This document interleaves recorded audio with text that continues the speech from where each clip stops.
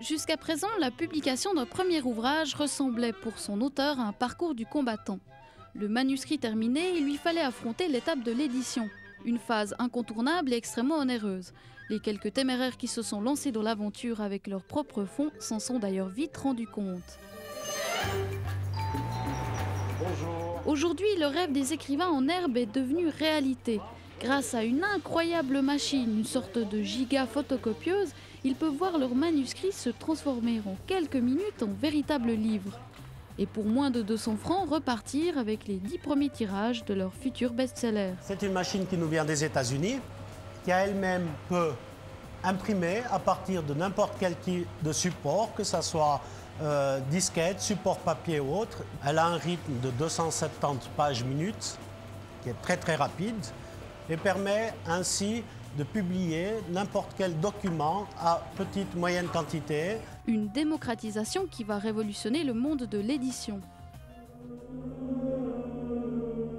Les autres pouvaient prêcher, pouvaient faire le ministère, et moi je ne pouvais pas, vu mon état de santé.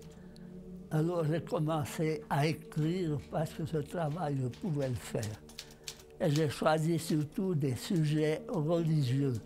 Je peux épuiser tous les livres et puis en commander de nouveau.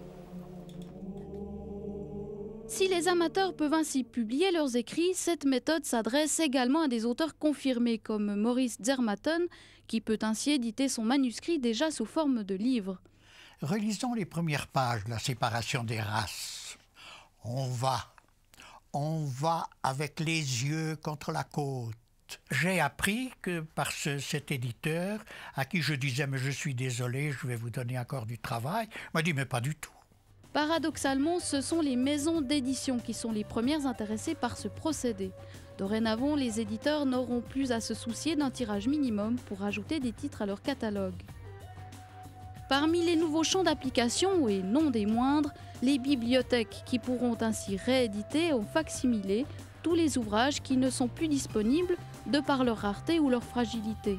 Nous ne pouvions plus le prêter parce que sinon nous risquions de le perdre définitivement.